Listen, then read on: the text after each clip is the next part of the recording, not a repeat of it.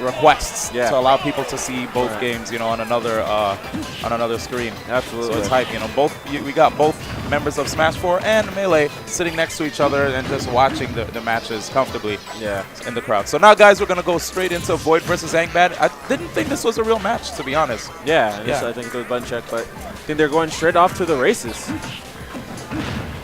All right, so of course, Angbad, who is fresh off of his win against Marcus, we're going to have to see.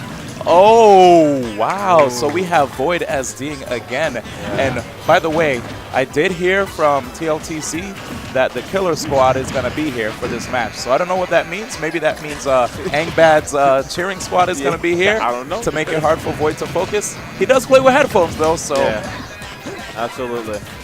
So yeah, it seems like Angbad's doing really well. He's taking clear advantage of that SD. Already stuck on 67%. And VoiD definitely needs to answer at this point. I have to say, man, Angbad's he's really good at controlling space with this character. Using the rolls really well. Second time nailing that down smash right there on VoiD. VoiD right now already near KO %, dude. Jeez. Yeah, and the thing is, Angbad's been landing a lot of down smashes today. He's been just moving in and out. He's just been able to space himself properly, as you're saying. And once he gets, even when he's in a corner situation, you never really see him too much get off stage from that. And so that's something that's really important. He's been recovering fairly well, and you know that's what's got him here in loser finals. I have to say, though, ever since you saw VoiD started chaining those pairs together, even with Rage, he managed to still be able to rack up the necessary damage that he needs to bring it back in this match. And look at him now. Yeah, man, 70. This is definitely doable for VoiD. And now he has an edge guard situation. And of course, Olimar is up B. Can cover from anywhere at this point, but of course it doesn't have a hitbox. So that's going to be dangerous if he gets hit off stage again. Oh, and it looked like, I felt like the moment you saw Angbad corner VoiD and then jump in the air, he like gave up his stage control, you know?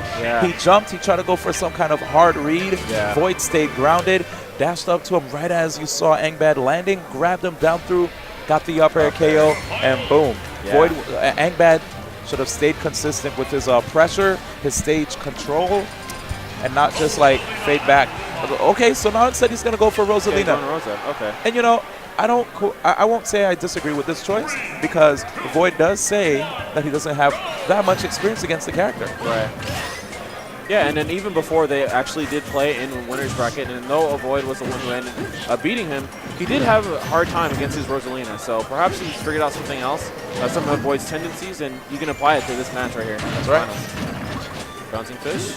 Of course, solid combo under, of course, for Sheik. We see it time and time again. So down throw, but yeah, it looks like VoiD's the one who's really adapted to this matchup. He has that 75%, of course, Rosalina being a very light character and having a big standing hurt box, because she can actually get hit by a tip or up smash while standing, so you have to watch out.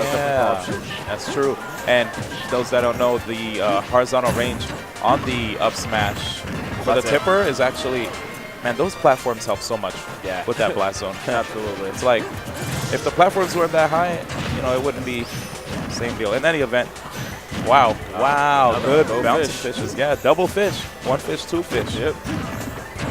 Oh, love the down tilt right there. I have to say, yeah, I was going to say, one thing I really like about VoiD's playstyle is how even when there are moments where you don't think he could combo, he still manages to get a follow-up. Even if it may not exactly be true, he's just really good at catching his opponents. Look at that. He's a pressure monster. Yeah, he's so good at applying safe pressure, and I think that's always important in fighting games.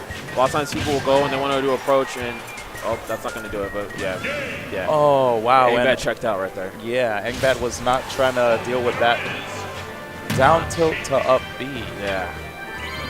That's, and VoiD actually looks like a stone cold killer. Look at that. Somebody been looking at all day. Yeah. Screen cap that. Please send that to me. Wow. This guy, there's something changed, man. He came to SoCal and then you don't see, that's it, dude. You don't see the whites of his eyes anymore. Yeah, man. Oh, this looks so intimidating. The lights are flickering, man. This guy's dangerous. This is what you call dark VoiD. Yeah. Oh, man. This man's voice got so super deep out of nowhere. This is crazy. So we're going to go ahead on the Game 3 on Battlefield. And, of course, Battlefield's a very strong stage for Olimar, being able to use platforms to hide under and not really get approached by short hop aerials and whatnot. But we did see Marcus really take good advantage of this by just abusing the platforms, not really dealing with Olimar and all the Pikmin throws. So I might see that again from VoiD too. But I'm hoping that Angbad can come into this game, kind of have a clear mind, because it's definitely hard to come back after a loss like that. Absolutely. Wow. Down smash. But yeah, regardless, you know, Angbad is, you know, bringing on the pressure. He's getting the damage needed, and he's staying on the ground. This is a key thing to note. Yeah. He's staying grounded. Yeah. Okay.